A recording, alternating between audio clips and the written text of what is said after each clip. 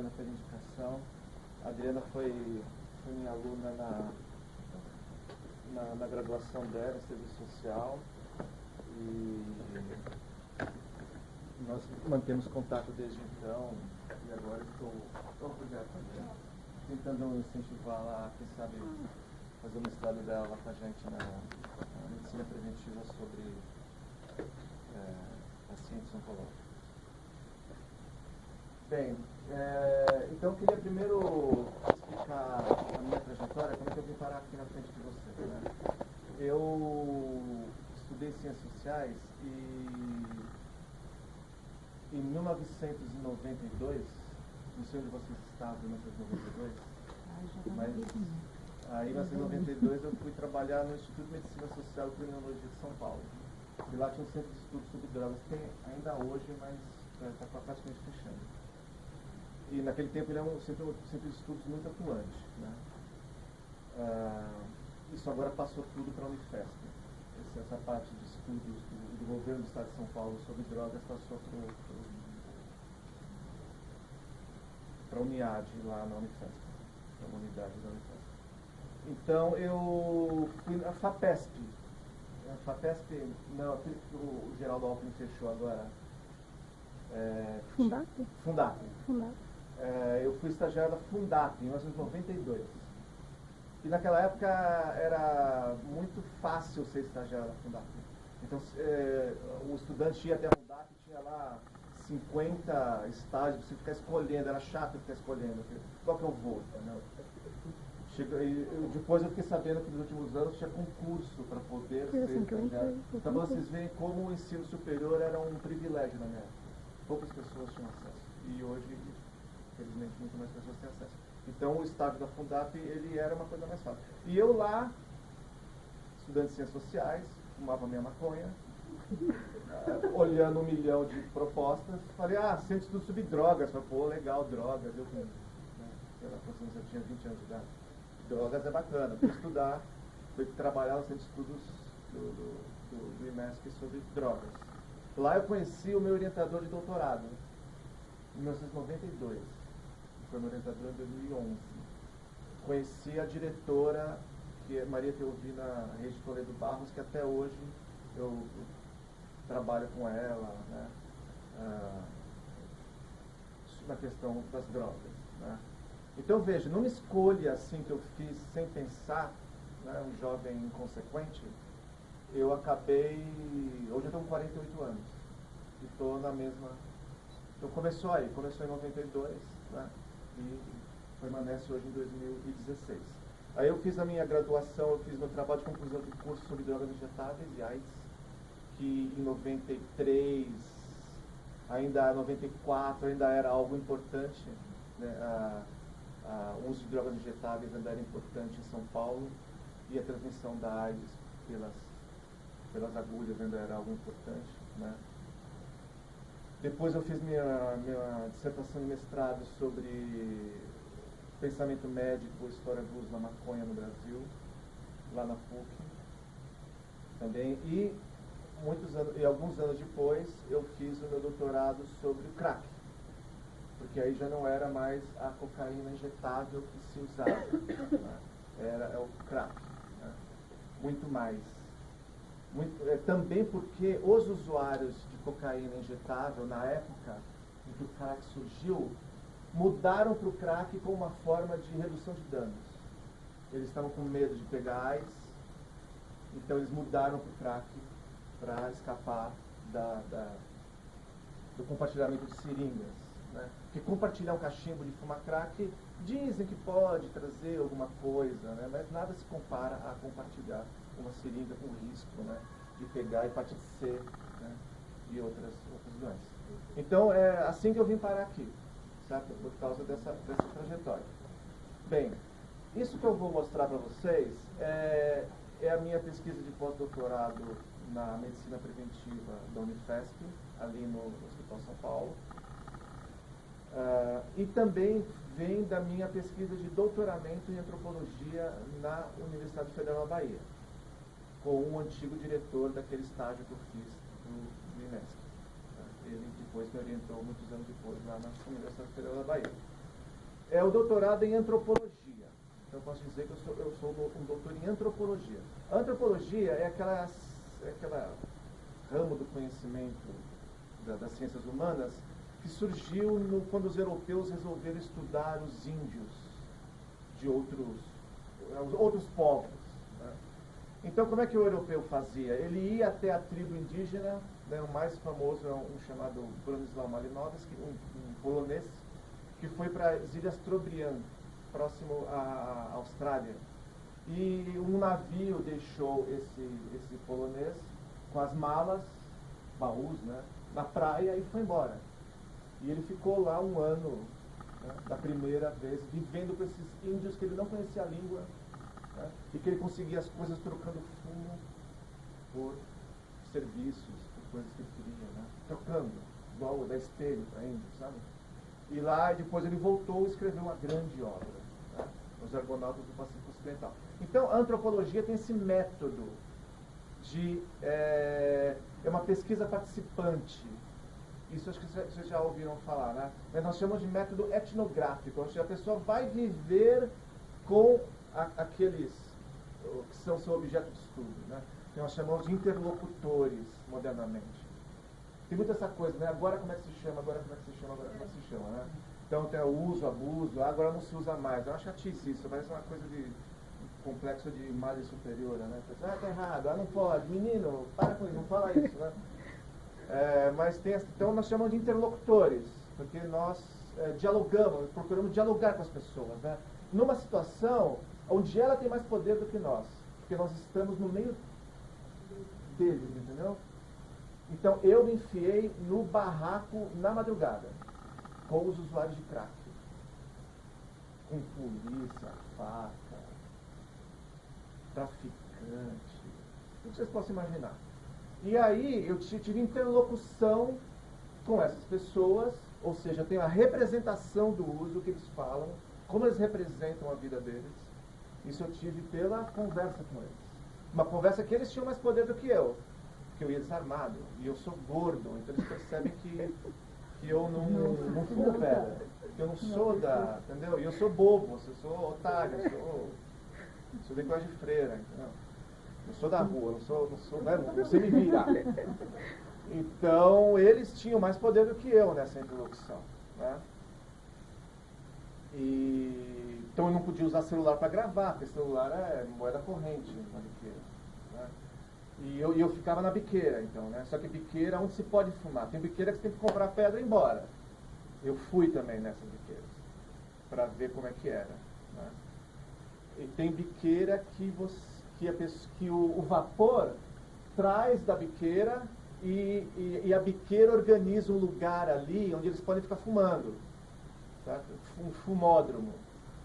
E alguns usuários de crack acabam morando ali, no barraco, constrói seu barraco, ou mora no barraco que alguém aluga por algumas horas e mora ali, faz a sua vida ali, né? Ou sai para fazer uma reciclagem, volta, sai para catar lata, volta, sai para manguear um pouco. Manguear é pedir dinheiro no semáforo, por exemplo, né? Pedir dinheiro, ou fazer algum corre, certo? Eles fazem algum corre, voltam atrás e lá eles fumam, né?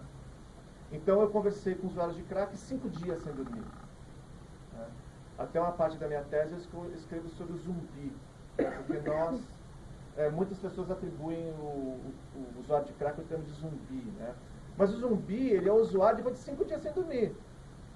Imagina se existisse um plantão de 5 dias. No 5º dia, o profissional ia estar meio lelé, né? Então o usuário de crack é a mesma coisa, ele fica 5 dias sem dormir. No 4º, 5º dia, ele está igual um zumbi. Eles me contam assim, é como se nós estivéssemos sonhando acordado. E sem alimentação, e com muito pouca água também. Por isso que o lábio racha, né? E biqueira não tem água, entendeu? Então eles ficam muito tempo sem beber água. E tem muito corote, que é aquela pinga barrigudinha, sabe, R$2. Então eles bebem muita pinga, fumam pedra então tem, às vezes, o lábio racha e tal. Então agora eu vou explicar para vocês, usar essa minha experiência que eu tive, né, etnográfica, de ir viver lá com eles, né? Então eu passei 1 ano e meio nessa, né? Então eu fui em locais onde você vai comprar pele e vai embora, para ver como é que era, né? É uma situação engraçadíssima, assim, eu pelo menos achava engraçadíssima aquilo. Você chega no lugar, tem um soldado lá, né? Um sujeito armado, todo nervoso, tentando botar uma ordem num bando de gente louca querendo comprar crack, entendeu? É difícil, né? Aí ele fica dando bronca. Não pode conversar na fila. E as pessoas na fila, entendeu? Igual no banco. E as pessoas na fila. O que você faz na fila do banco? Começa a contar. Ah, a polícia estava ali. Ah, não sei o que, essa pedra aqui tá uma porcaria. Eu preciso pegar a pedra de lá. E não sei o que tal, entendeu? Eu tô sem troco. As pessoas discutindo E gente furando fila. E mulher passando na frente. Porque mulher, em biqueira, mulher passa na frente de homem. E mulher tem fila separada de homem.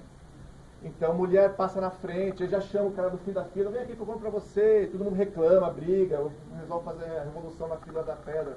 Então, pra vocês verem que... Bem, eu achava isso engraçado. Né? Então, eu frequentei esse tipo de biqueira, eu fui lá, né, tal.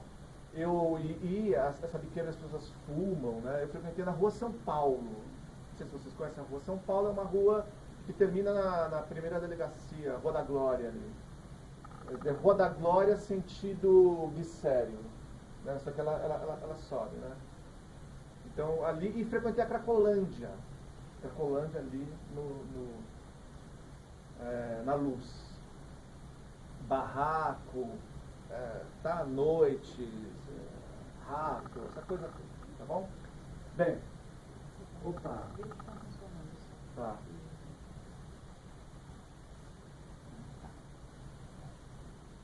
Então, eu sou da Unifesp, né? E faço pós-doutorado lá na... Então, eu dei esse nome aqui, já há alguns anos que eu dei. O uso do crack como ele é. Sabe que tá parecendo Nelson Rodrigues, assim, vira pra... Então, é o uso do crack como ele é. Como eu vi. Como eu vivi. Certo? Nessa minha pesquisa, que é uma pesquisa, então, etnográfica. Tá? Tudo bem? Então é daí que vem o que eu vou contar para vocês aqui, que eu vou mostrar. Bem, então essa biqueira, né, céu aberto no Cambuci, Cracolândia, eu frequentei também alguns fumódromos em lugar fechado também, sabe? Que a traficante, ela permite que no barraco dela as pessoas fiquem ali fumando crack. E também existe isso. E eu também frequentei. E existem outras coisas. Tem lugares fechados que só vai para fumar. E não vende. E tem um segurança na porta. Né? Então, o mundo do crack é um mundo muito variado. Então, a primeira coisa que eu queria deixar claro para vocês. O mundo do crack é um mundo muito emocionante. Tem uma vida sexual muito ativa no mundo do crack. Então, queriam arrumar namorada para mim.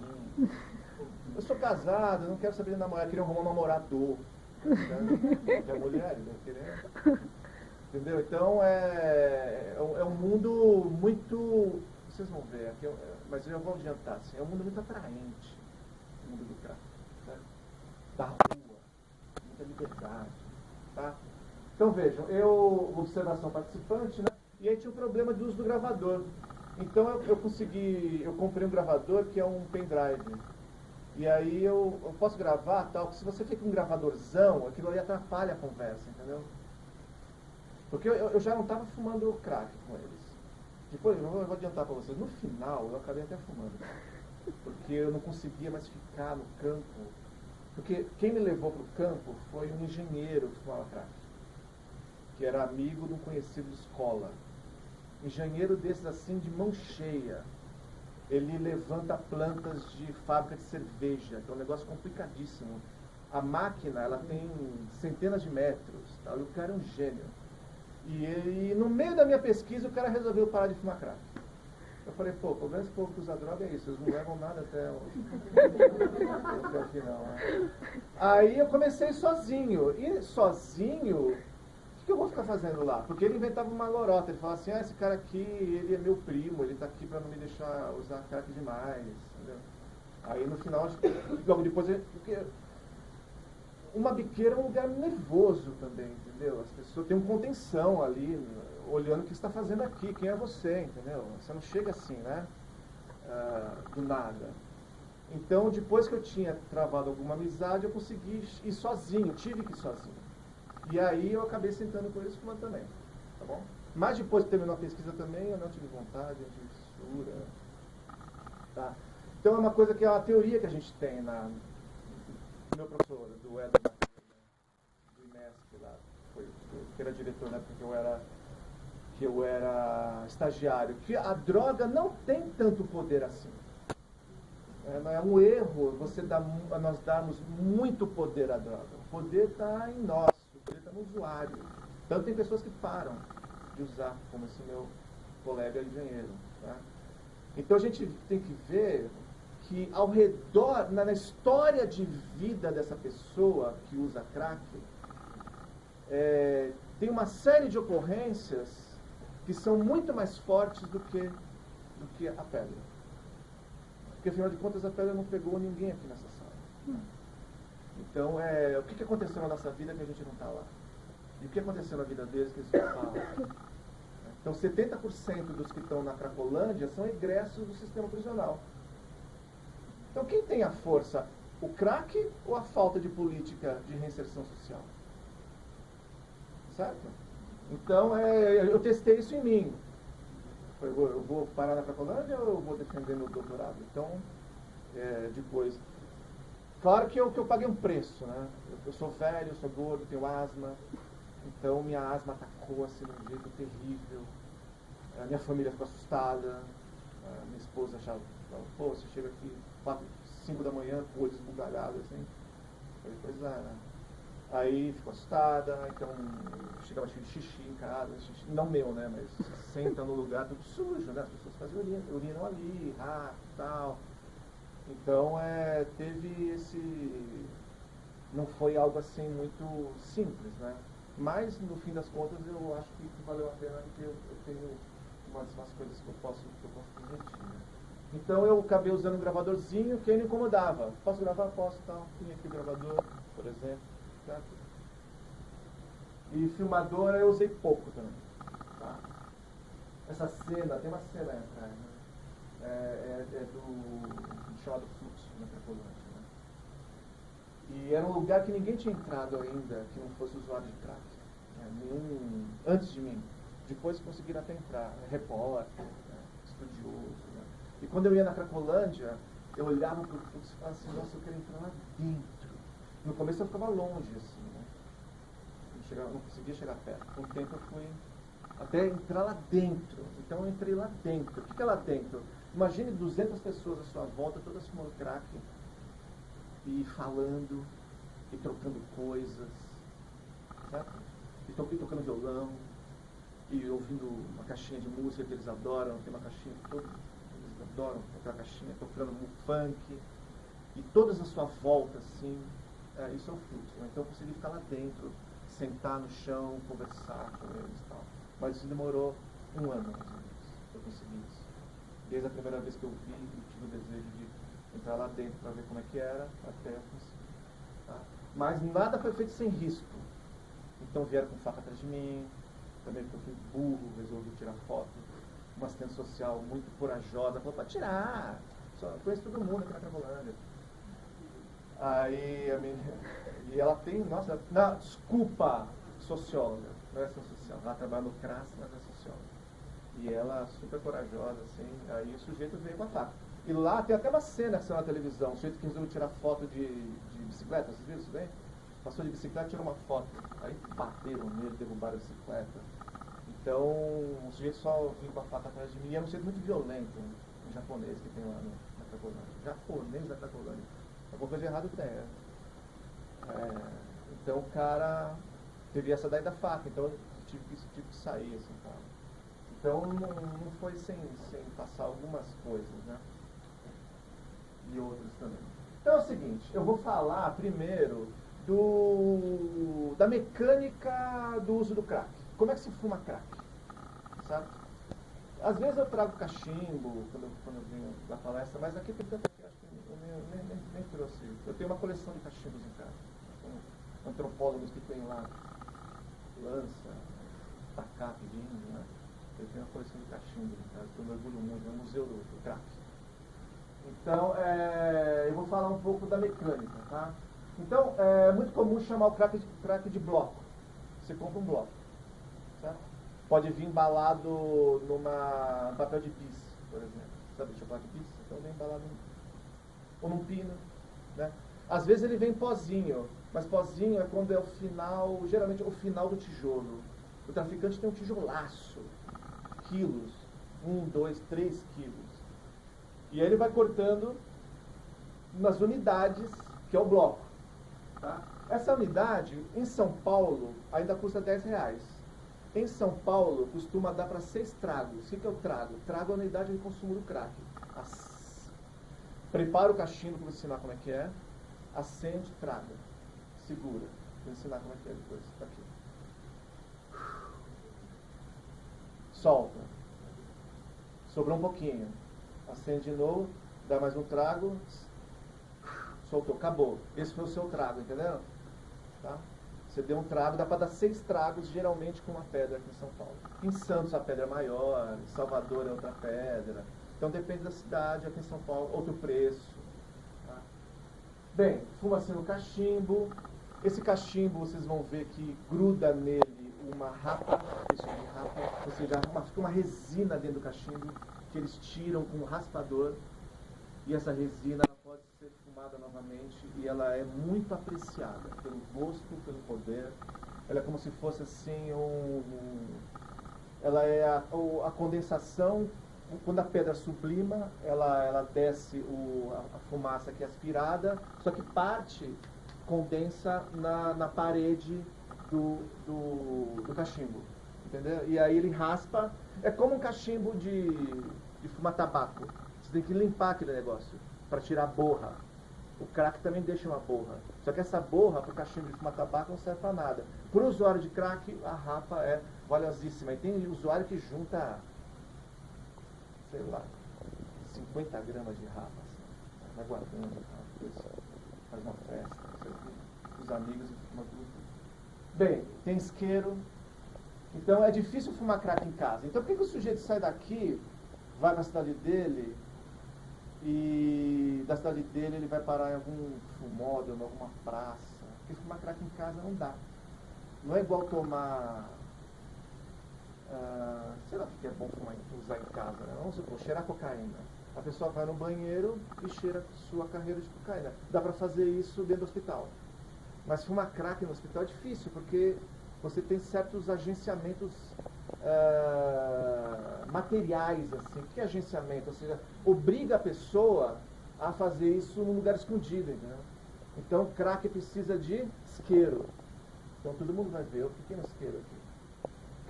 Crack emite fumaça e tem cheiro característico, que é um cheiro assim... No começo, o cheiro ele é ruim, parece uma funilaria. Tem um monte de mulher aqui, você já foi em funilaria, né? Ele vai consertar o carro, sei lá, e fica o funileiro pintando, é um cheiro forte. O crack tem um cheiro químico. Depois de um tempo você começa a achar aquilo ali uma delícia. Certo? Então o usuário de crack, ele sente aquele cheiro, você fala assim, nossa, que horror. Ele acha aquilo ali uma delícia. Você se acostuma com a coisa. Você acostuma com tudo. Tinha um tempo que eu sentia cheiro de mendigo, achava aquilo bacana. Aqui mendigo. Tipo, aqui minha gente. Né? Sentia, população de rua tem um cheiro de muitos dias sem tomar banho. E eu comecei a achar aquele cheiro legal. Eu sentia cheiro de cigarro, qualquer cigarro. Eu lembrava do quê? Do crack da rua. Entendeu? Então nós temos na nossa memória essa... que é um texto que eu estou escrevendo agora a respeito da memória coletiva do crack. Como que essas coisas atraem as pessoas, entendeu? Porque você é atraído pela pedra, mas você é atraído também por tudo que está em volta da pedra. Pois bem, então tem bique. Então não dá para fumar crack dentro do prédio, certo? Porque ele fumaça. Tem cinza de cigarro. Estava comentando aqui com a Carmen. Tem muito usuário de crack que abstém de cigarro. E cigarro faz mal. Então o sujeito fala, não fumo cigarro porque não é prejudicando a saúde. Já fumo pedra, não fumo cigarro. Já bebo pinga. Então, mas toda outra coisa, crack se fuma em roda. A gente tem ideia do usuário de crack aqui em São Paulo, na rua, como aquela coisa isolada dentro de um armário, né? fumando o seu crack até morrer. Mas não, o mais comum é se fumar na rua, porque não faz fumaça. E aí você fuma com outras pessoas. Você vai fazer o quê depois que você fumar? Você vai querer ficar conversando. Então o mais comum do crack é se fumar em roda. E outra, você às vezes não tem tudo, você precisa trocar alguma coisa. Então você tem a pedra, mas não tem a cinza. Você tem a pedra, mas não tem o cachimbo. Ou você tem cinza e cachimbo e fica sentado lá esperando chegar alguém com a pedra que não tem a cinza e cachimbo. Aí você fala, opa, então eu vou fumar com você, me dá um trago. Entenderam? Então tem muita troca. Então tudo isso daí serve para troca. E tudo isso daí une as pessoas. Então não é um exagero dizer que o crack une as pessoas. E unir as pessoas na rua é muito importante, porque viver na rua é muito perigoso.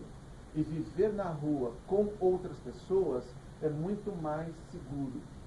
Então viver na rua fumando crack com outras pessoas é mais seguro do que ficar sozinho na rua. Então você pode levar uma paulada só porque você está deitado numa calçada, né? Assim como a cachaça. A cachaça também une as pessoas. Como une nas nossas casas. Não é? Abre um vinho com a sogra. Né? Une as pessoas. Certo? O crack também une as pessoas. Bem, você precisa de uma base, de um suporte para trabalhar. Juntar ali a cinza com a... Você pode juntar a cinza com a... Eu vou mostrar. No cachimbo você pode juntar a cinza com o crack, pode picar o crack e juntar com a cinza num suporte, num vidro, né? Você precisa de um cartão para colocar o crack no cachimbo, para misturar a rapa aqui dentro. Essas fotos ele fez questão, assim, tira aqui, tira não sei o quê. Eu até filmei, né? Mas eu não vou mostrar o sujeito. Né?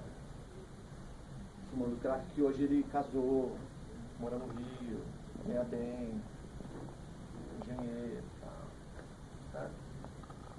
Pois bem, e ele adorou participar da pesquisa. Eu mandava as coisas para ele ler, ele corrigia, me devolvia. Adorou, ficou feliz da vida. Aí tem essa coisa que ele me disse no começo, assim, você vai ver, eu vou te levar, você vai ver. Crack se fuma em roda. Porque eu conhecia a roda de maconha. Maconha se fuma em roda. Acende, puxa, prende, passa. Não é assim a música do Gabriel Pensador? Você está com mais alguém fumando maconha. Então tem a roda de maconheiros, que é um negócio antigo. Quando eu fiz minha dissertação de mestrado, eu descobri que no século XIX já saía notícia no jornal de rodas de maconheiros, né, que eram negros escravos, que fumavam maconha, né, no Porto, né, cada cidade tinha o seu lugar. Né. Então, fuma em roda por quê? A pessoa fuma e fica conversando no lorota. O crack é a mesma coisa. Então eu passei madrugadas com eles e discutindo os assuntos mais variados possíveis. Teologia, eu estudei engenharia também, né? Então engenharia, caldeira, dutos, sabe? Fundação de prédio, Deus, Jesus, Sagrada Família. Então as pessoas ficam ali conversando a madrugada toda, animadas, porque eles estão consumindo cocaína. Outra coisa também importante deixar claro, crack é cocaína. A mesma que o Freud consumia em cápsulas de 20 miligramas. É cocaína. Certo? Que o Oswald de Andrade consumia, Anita Malfatti, que um monte de gente consome. Crack é cocaína. Tá? Então, então as pessoas eles gostam de fumar em roda. Então a Cracolândia tem várias rodas. Ali o cara com o parça dele fumando, e conversando, e falando. Né? E aí passa um, cumprimenta, passa outro, troca alguma coisa. Tem os dentes assim meio quebrado aqui embaixo, a característica deles. É o canino? Isso eu não vi.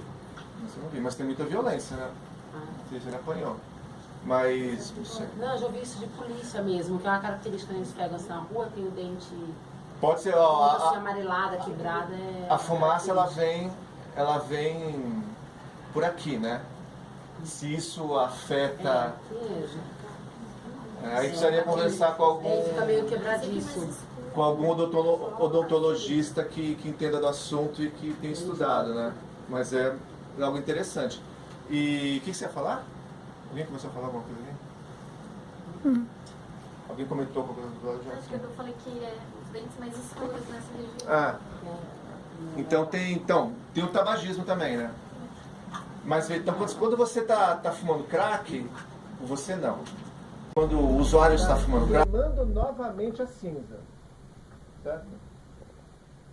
Alguma coisa vem daí, porque eu não vi nenhum estudo também sobre isso. Né? Mas eu vou mostrar para vocês como é que funciona.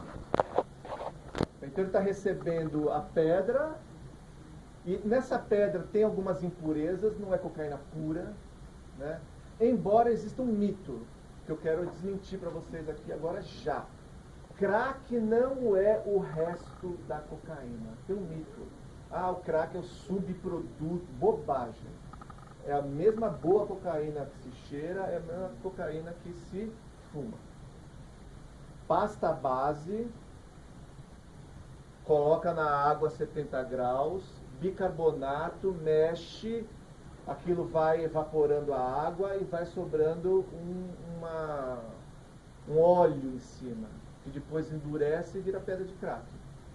Aí você pode colocar maisena, como todo mundo faz para render alguma coisa, não coloca maisena? Então você coloca um pouco de maisena lá para ganhar um dinheirinho a mais. Só que você acrescenta ao peso da pasta base o peso do bicarbonato, entendeu? Que eles chamam de bica. Então eles fazem assim. Na Cracolândia eles estão fazendo no meio da rua. Panela de pressão, bota fogo e faz ali. Tá na Dino Bueno ali. Então é isso. Certo? Então ele vai fumar isso daí. É a cocaína com alguma impureza, claro. Mas não é que o crack é uma porcaria que veio do resto da cocaína. Isso daí é igual aquela história que eu aprendi na escola. Feijoada é o resto da comida do Senhor. Como é que você vai alimentar 2.000 escravos com o resto da comida de uma família de 40 pessoas? O Senhor. Não tem. Então a feijoada era o porco todo que ia parar lá dentro. É o pé, a orelha e o rabo também ia. Certo? Mas como é que você vai alimentar 2.000 escravos com pé, orelha e rabo? Quanto porco você tem que matar para sobrar tanto pé, orelha? Então, tá vendo? Não faz sentido, né? Da mesma forma, o crack também não é não tem tanta gente cheirando para sobrar tanta pedra, assim, do que, da onde isso sobra. Então isso é um mito, não é verdade, tá? Bem, então olha aí. Primeiro vamos começar pelo isqueiro, certo? Então presença em todo lugar que se fuma pedra, é isqueiro. Nunca vi ninguém fumando pedra com fósforo, porque muitas vezes é o alívio, né? Venta e tal. Bem, isqueiro às vezes eles fazem eles quebram até o alumínio, o latão de frente do isqueiro para fazer um furador. O que é um furador? Então eu vou mostrar para vocês. Depois não adianta contar, vou mostrar. Ó, isso aqui é um cachimbo que eu comprei na Cracolândia, que é de lâmpada, né? Então eles fazem cachimbos bem elaborados, né? E às vezes é necessário, e toda vez é necessário furar aqui, ó. E cada um tem o seu jeito de fazer seu furo, sabe? E esse furo ele pode mudar de dimensão dependendo de como está o estado do usuário de crack. Vamos supor que ele está no terceiro dia. No primeiro dia ele está com a mente limpa, é o que eles falam. O que é a mente limpa? Você não está na parada, não, você está tranquilo. Você acabou de acordar. Aí você vai dar o primeiro trago com a mente limpa. Para o azar do usuário de crack que quer parar de fumar crack, o primeiro trago com a mente limpa é o melhor trago. É um incentivo, entendeu? Para quem está de estêmio lá, dar o primeiro trago. Você está com a mente limpa e esse é o melhor trago. Tá? Então se ele está com a mente limpa, ele não precisa de buracos muito grandes aqui. Porque ele está com fôlego bom. Desculpa, ele está com a mente limpa e está com o pulmão. Eles usam muito, é uma peça de fogão. Aqui é o nome de fogãozinho. Quando essa peça de cobre, ela produz uma rapa, lembra o que é a rapa? É a condensação da fumaça que sublimou aqui, condensou aqui dentro. Quando ele é cachimbo de cobre, ele produz uma rapa branca, e a rapa branca é muito melhor. Então eles valorizam muito o cachimbo de cobre, tipo, vale 2 pedras. Esse fogãozinho de cobre. Aí ele juntou aqui uma rosca numa caneta que dá para rosquear aqui, juntou tudo aqui, fez um negócio super fechadinho e tal, fez um caninho bem longo, e aqui ele colocou um alumínio. Esse alumínio também sempre é presente. Eles pegam alumínio de copos d'água. E eles queimam o alumínio, porque o copo d'água vem com uma resina, não sei se vocês já viram, tá? O alumínio do copo d'água. Eles queimam aquilo e eles usam para colocar aqui em cima. Tá? Então o crack ele não se fuma dentro do cachimbo. O crack se fuma em cima do cachimbo. Tudo bem? E aí se faz uns furos para que a fumaça entre. Tudo bem? Esse é o mais comum que existe. Também é uma peça de fogão. É o mais comum. Tá? E aqui vinha o alumínio. Isso aqui é uma peça de computador que eles desmontam. Outro dia eu passei na Cracolândia, eu fui numa reunião com o pessoal lá da Secretaria do Trabalho e eles estavam pegando CPU antiga e jogando no chão assim, e quebrando para tirar as partes. Então partes eles fazem essa reciclagem desses produtos de informática e fazem cachimbo. Então tem pessoas na Cracolândia que são especializadas em fazer cachimbo. Então eles passam lá a tarde inteira fazendo cachimbo, vão até o fluxo com 10 cachimbos, vendem, esse aqui custa R$10, uma pedra. Você vende seus cachimbos e fuma pedra durante muito tempo, certo? Então assim, tem formas de conseguir fumar, que não é necessariamente pegar o dinheiro do bolso e gastar. Então existe muita treta, que eles chamam de treta, essa troca, né? De favores, de coisas. E isso garante que eles tenham acesso à pedra, um acesso perene à pedra de crack. Ó, aqui os furinhos e tal, e cada um faz do seu jeito, né? E eles passam sempre um plástico aqui. Então eles toda hora estão andando com um plástico desses de saquinho de supermercado. Ó, aqui ele enrolando o plástico em volta do alumínio, tá? Ele está enrolando o plástico aqui. Isso aqui é uma mesa de se fumar crack, ó. Esse aqui é um engenheiro, que foi o primeiro que me mostrou como é que funcionava a coisa. E aí eu fiquei com asma uns 2 anos depois. Só melhorei quando eu comecei a andar de bicicleta.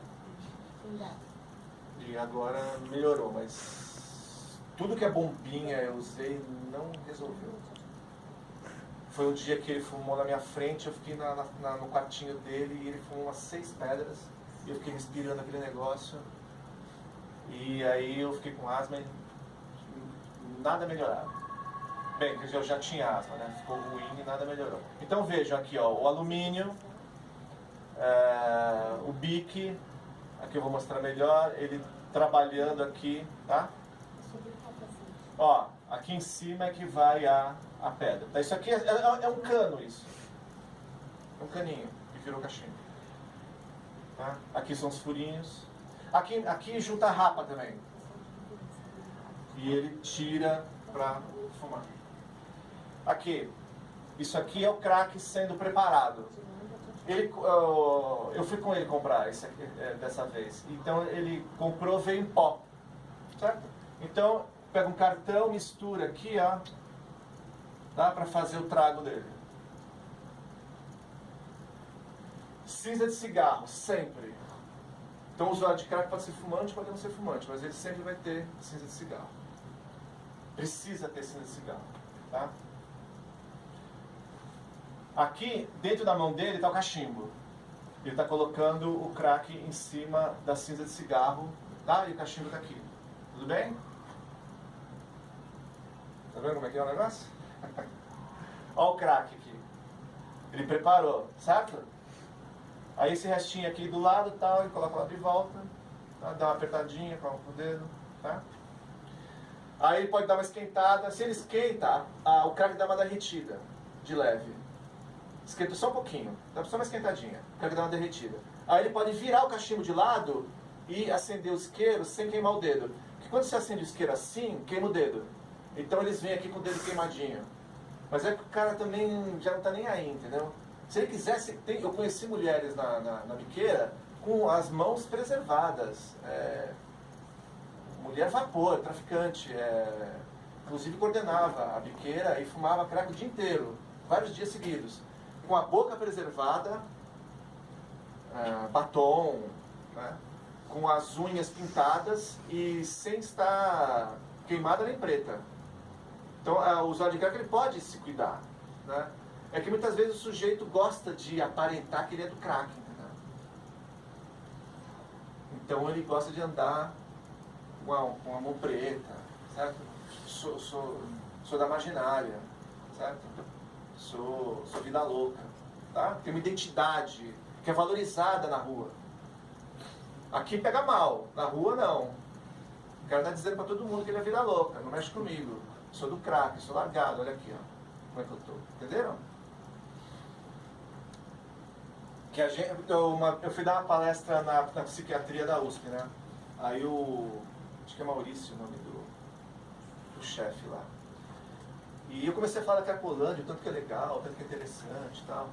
Aí ele falou, nossa, mas eles chegam aqui tão estrupiadinhos e como é que pode ser bom, né? Mas o problema é que eles chegam estrupiadinhos, aí dá banho, dá comida, trata, não sei o que, vê as comorbidades e tal. Aí fala, que bom, agora ele tá bonitinho. Aí 6 meses depois ele volta pra lá, não volta? E por que ele voltou? Não é mais fissura, a fissura acabou 30 dias depois. É outra coisa, entendeu? Que atrai essa pessoa. Porque a fissura ela tem um prazo para durar. Né? Aí o trago pronto para ser pá! Se chama paulada. Certo? Não é à toa que tem esse nome, paulada. Certo?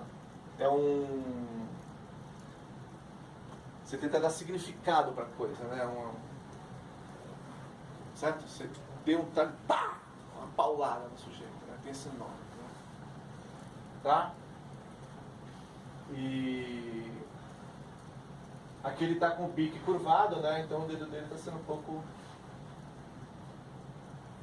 comprometido. Aqui ele segurou, certo?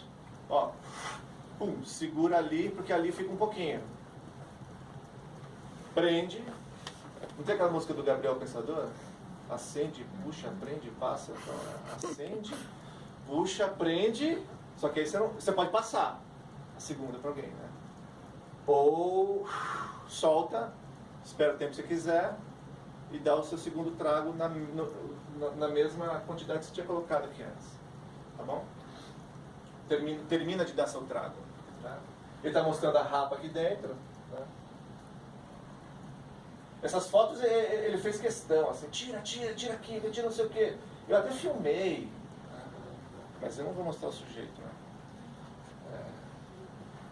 Fumando crack, que hoje ele casou, mora no Rio, ganha bem, engenheiro e tal, certo?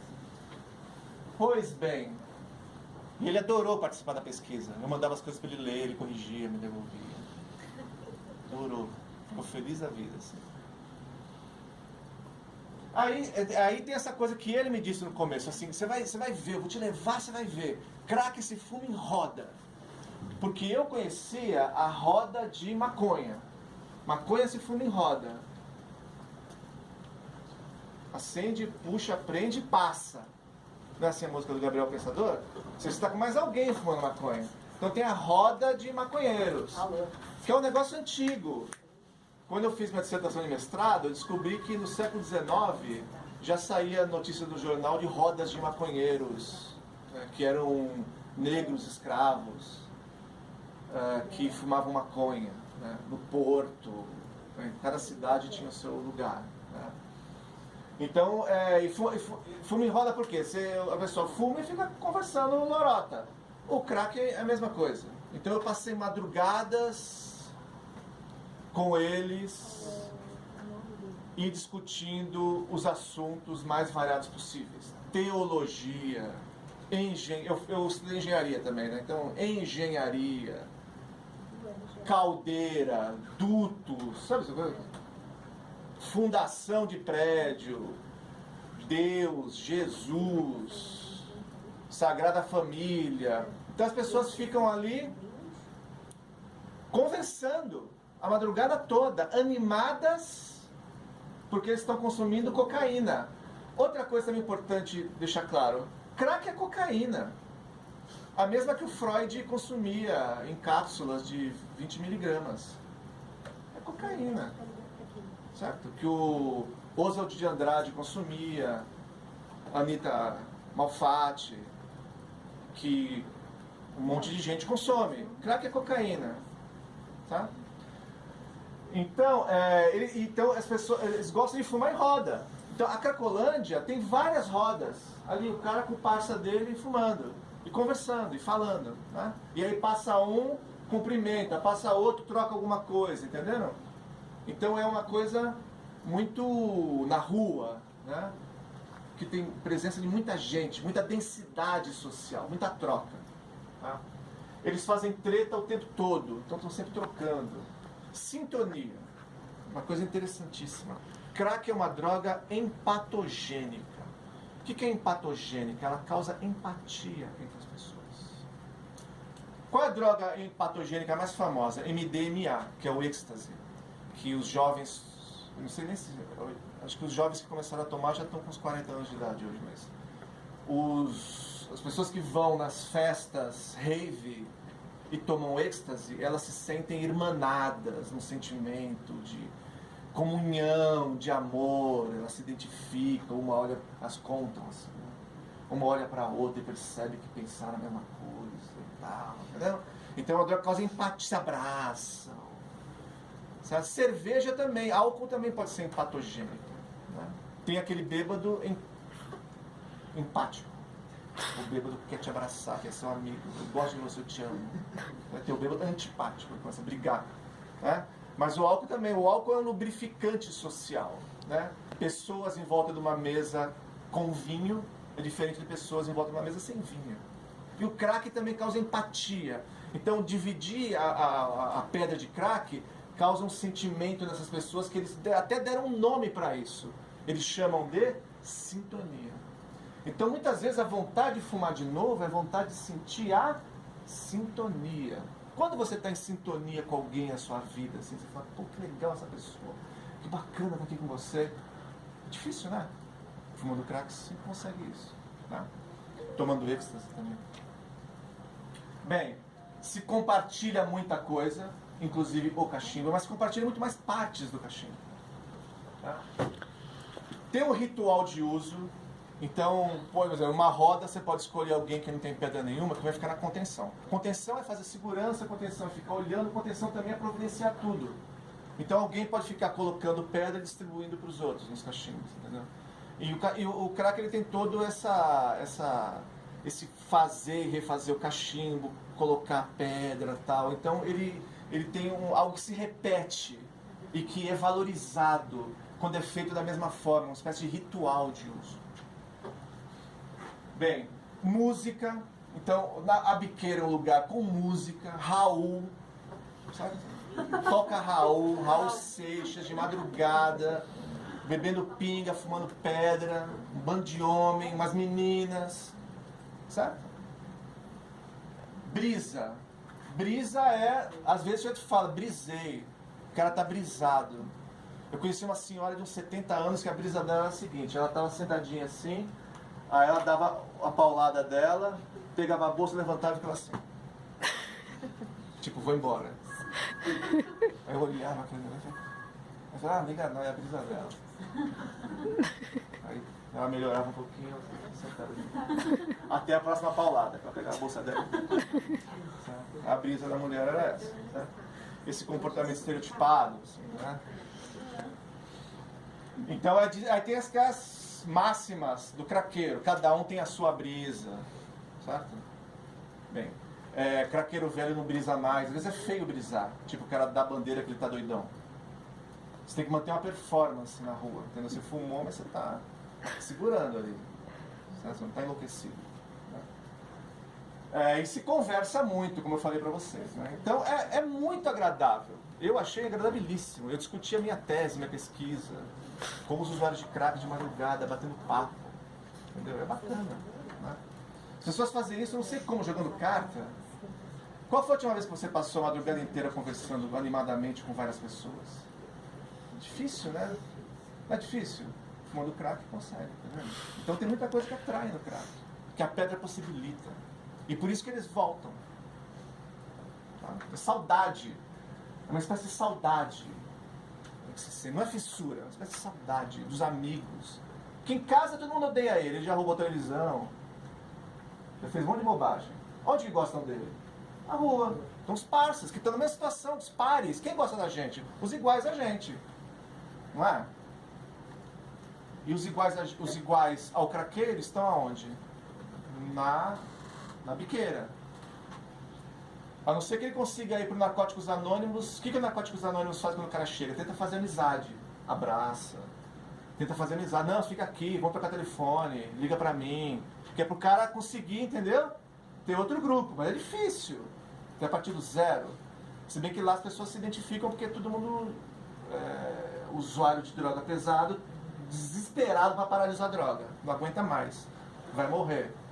Então eles vão parar lá em Narcóticos Anônimos.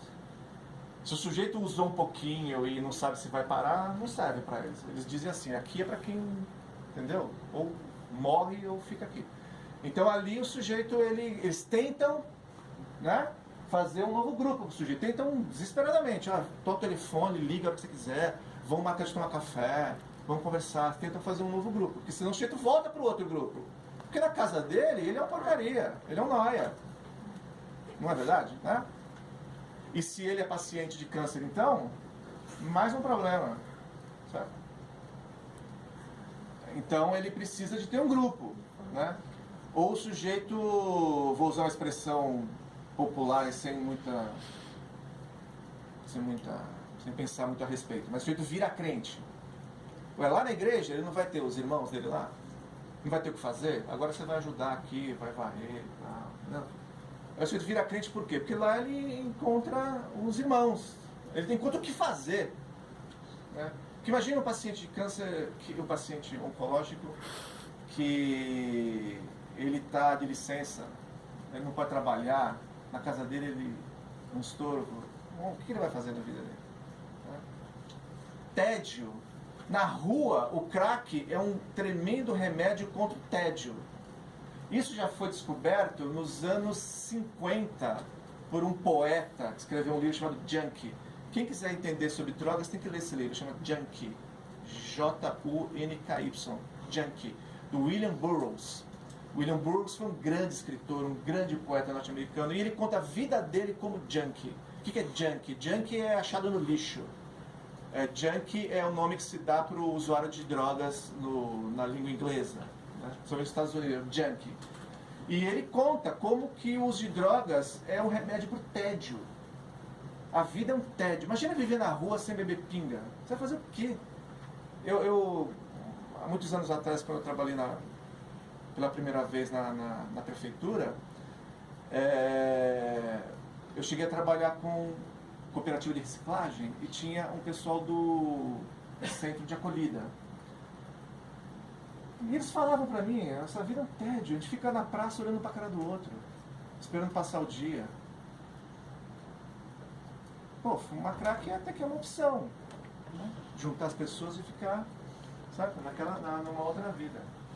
Bem, então o fumódromo ele tem fluxo da pedra, fluxo de gente, fluxo de ideias. Né? Eu vi tudo isso daqui. Né? Tudo isso daqui são coisas que alguma coisa eu já falei para vocês, outras não, né? Vapor. Então a Adriana estava me contando também o caso de um rapaz que fumava crack e era vapor na biqueira. Então isso daí é o extrato mais baixo da criminalidade, é alguém fumar crack e ser vapor na biqueira.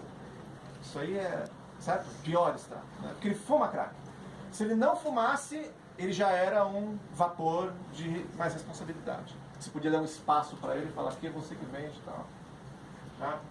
Bem, a venda do crack tem toda uma contabilidade, assim, eu vou descrever rapidamente para vocês como é que era numa biqueira. Eu estudei da biqueira para fora. Da biqueira para dentro eu não estudei. O crime organizado, como é que funciona, como é que essa pedra chega aqui, isso eu não sei. Mas da biqueira para fora, o vapor, ele tem que ter uma quantidade, se ele fuma pedra, ele tem uma quantidade que dá para ele vender e manter o uso dele. E ainda ter certos serviços na biqueira. Então o vapor que eu conheci, que é o Mau Mau, posso falar que o vulgo dele, né? Todo mundo na rua tem um vulgo, um nome de guerra, né? O nome dele é Mau Mau. Posso falar para vocês porque na tese eu uso outro nome para esconder, né? A gente tem essa preocupação de esconder, né? Mas o Mau Mau, ele vivia como um pachá, aqueles indianos muito ricos na biqueira. Por quê? Porque ele ia até o lugar onde ele pegava pedra, trazia até o fumódromo, lá ele vendia 10, ficava com 4. De 14 ele tinha que retornar R$100 para a biqueira. 4 eram dele. Com esses 4 ele mandava o sujeito limpar, varrer, ele mandava trazer água para ele, mandava trazer comida, mandava comprar corote, mandava arrumar o barraco, entendeu? Ele vivia como um rei ali. Aí quando acabava, ele fumava, dava para os outros fumarem, que todo mundo vinha pedir para ele, todo mundo ficava em dívida com ele. Quando acabava, ele ia lá, pegava mais 10 e trazia. Pô, ele conseguia administrar isso daí. Era uma vida estressante, eu achava, toda hora ele estava correndo um para o outro. Mas ele vivia como um pachá ali. Teve uma vez que ele juntou uns 6 colchões assim, ele ficava com um monte de colchão assim, com o barraco em cima. Água, tudo que ele queria, ele tinha, certo? Então eles mantêm a limpeza, tem alguém que fica de olho, que é a contenção, né? Usuário nóia parasita. Então é o seguinte, o que manda na biqueira é o fluxo, ou seja, o movimento. Para que todo mundo fume, as coisas têm que estar em movimento. O dinheiro, os pedaços de crack, as partes do cachimbo, tudo tem que estar se movendo. Quem fica parado tem um nome, é parasita. Eu quero que fica lá parado, um cara de coitado pedindo pedra para fumar. É muito mal visto. E eles chamam de parasita, certo?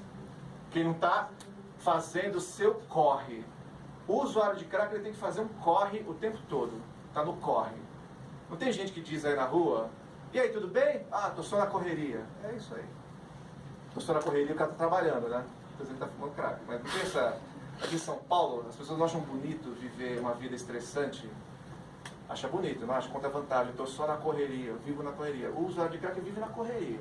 É uma coisa que condiz até com os valores da cidade de São Paulo. O usuário de crack ele é alguém que está em movimento, que está correndo atrás do seu. Tá?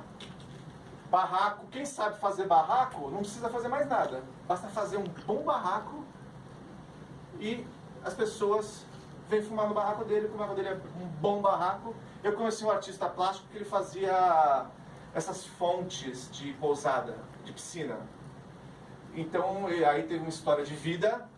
Como é que um cara desses vivia uma vida boa, saindo de pousada em pousada, fazendo fonte, ganhando dinheiro, vai parar, entendeu? Na biqueira. Aí ele contou. Morte, separação, corno, história de corno, assim. Ela acabou comigo, aí pra me parar. Então tem um monte. História de corno é a mais comum. Né? Bota a culpa na... Igual o jogador de futebol lá, o Garrincha, né? A culpa é da coitada da... Como é que chama?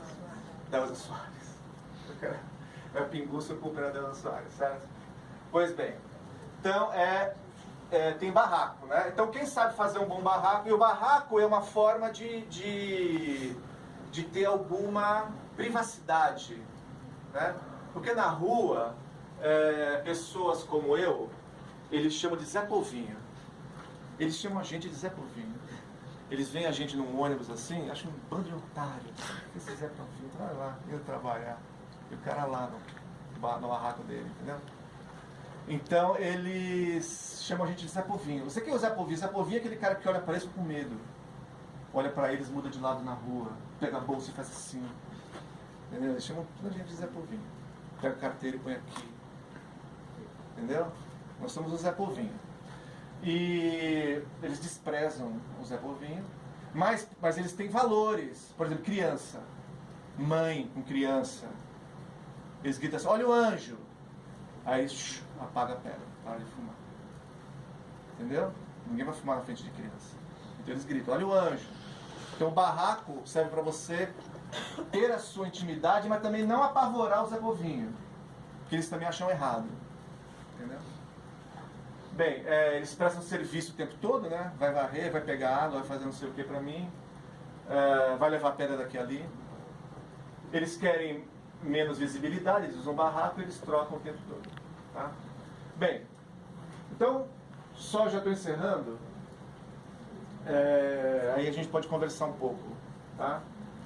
Falar um pouco da Cracolândia, que talvez alguns aqui passem. A Cracolândia é um lugar famoso entre os craqueiros, então tem até um turismo na Cracolândia. O cara vem lá de Belém para Cracolândia para dizer que veio.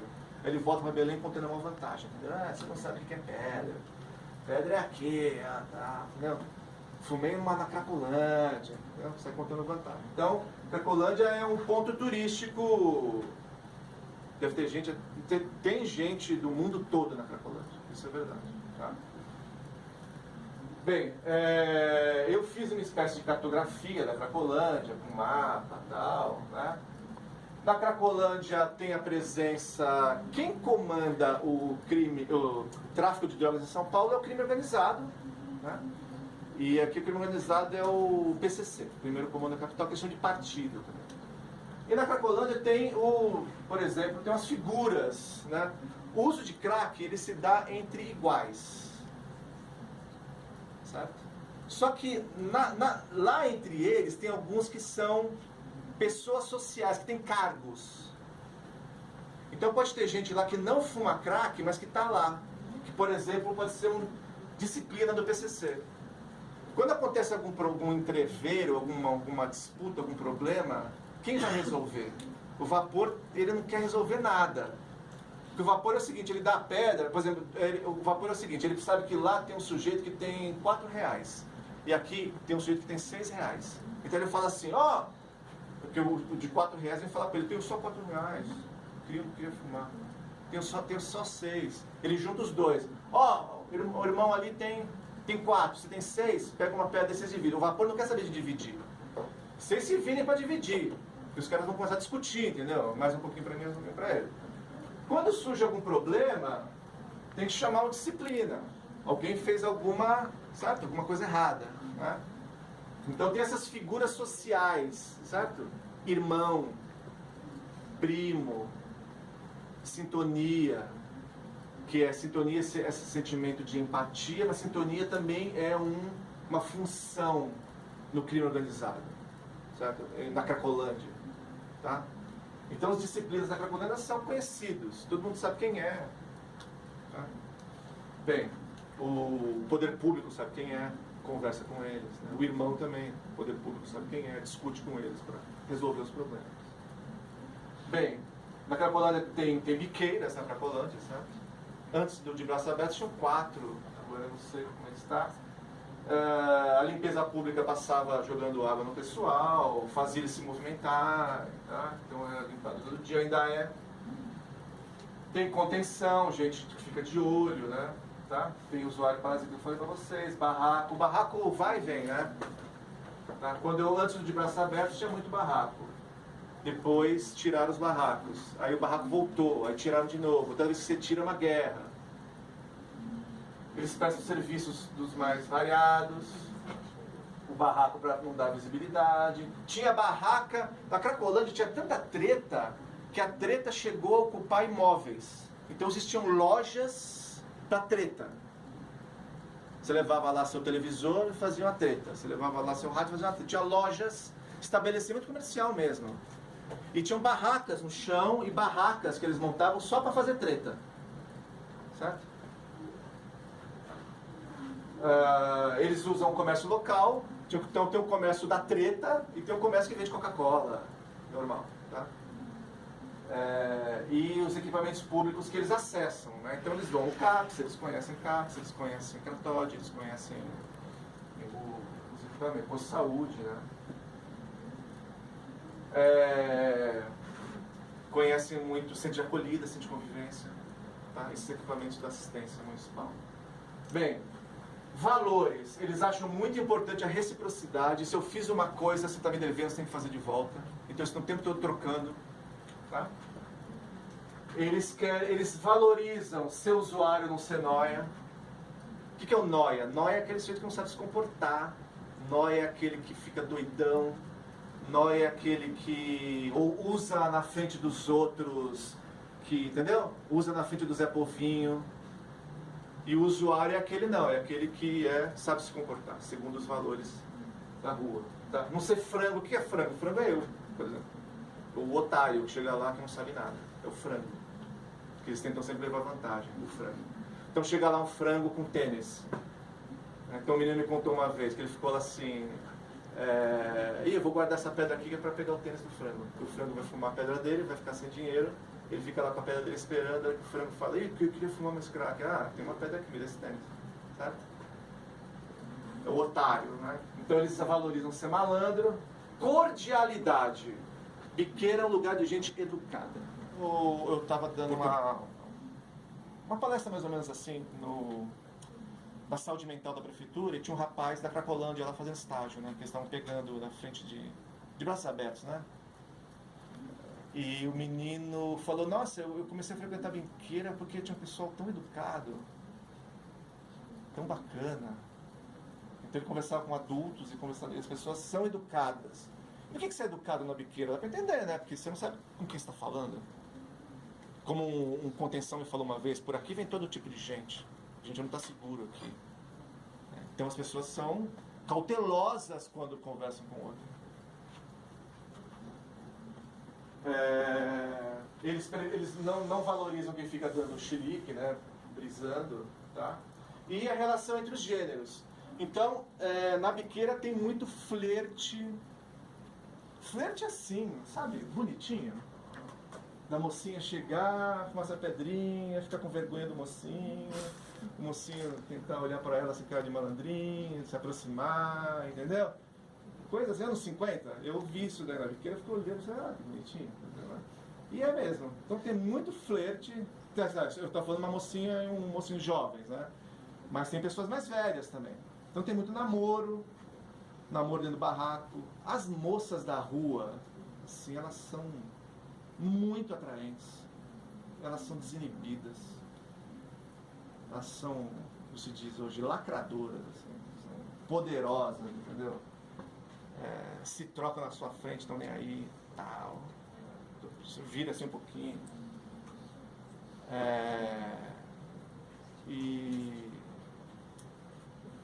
Por exemplo, a menina que assalta. A menina é assaltante. E é mocinha. Faz a unha toda arrumadinha e assalta também. E tem uma vida sexual muito ativa, muito variada. Homens entre homens também, uma vida sexual muito ativa, muito variada entre eles. Então tem um comportamento que eu não estudei direito ainda, né? Eu acho que eu vou me aprofundar. Mas tem uma vida sexual entre os homens que o sujeito não, de forma alguma, aparenta algum trejeito assim, homossexual, mas ele tem relações com outros homens e às vezes ele nem se considera homossexual por isso. Quando é, por exemplo, a fumar pedra, entendeu? Uma coisa normal. E depois também de usar a pedra, a sexualidade meio que aflora. Então existe namoro, flerte, tipo bonitinho, só falta mandar um ice kiss pra fulano. E tem também tem essa vida sexual muito, muito variada. Muito namoro, casamento, essa aqui é minha esposa. Certo? Tem uma família esse aqui é meu tio. Seu tio, como assim? É tio de consideração. Aqui na rua e tal, sabe? Bem, e aí tem o zumbi, né? Que tem a ver com a frequência e o tempo de uso, que eu já falei pra vocês. Se tá sem sono, fica parecendo um zumbi mesmo. Não se alimenta direito, não se hidrata. A conta que eu fiz, e muitos confirmaram, eu já li em livros isso, 15 pedras por dia. Cada pedra 6 tragos, 90 tragos por dia. cada trago 15 minutos de espaço entre um e outro. Passou o dia, deu 90 tragos, entendeu? É uma conta breve, né? Mas é isso, 15 minutos é o tempo que eles falam também. Tempo bom, para dar um trago da outro. Certo? Agora tem gente que dá um trago e vai fazer suas coisas, volta, deixa lá, dá o trago, tá? Bem, e aí você 5 dias sem dormir com essa frequência de uso, aí acaba ficando meio feio na foto mesmo. É isso. Muito obrigado.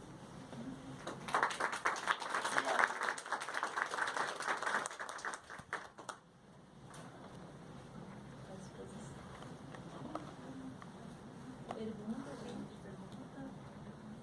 Igor, por gentileza. Então, assim, pelo que eu entendi um pouquinho, não seria tanto a dependência química, mas aquilo que o meio acaba propiciando para a pessoa para ela voltar, é isso?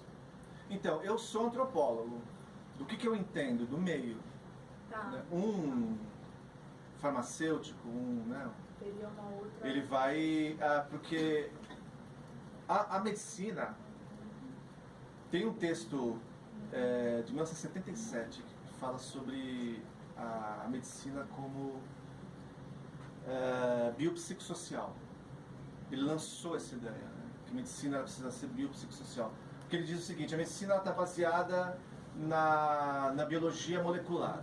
Ou seja, você precisa de uma substância que interage com outra substância, né? Com parte de uma substância que interage para você ter a cura da moléstia. E a moléstia também ela é algo que não se dá na convivência, nem tanto no comportamento. É uma moléstia que tem uma explicação também bioquímica. Ou seja, a medicina seria muito caudatória da bioquímica. Ela é muito dependente da bioquímica.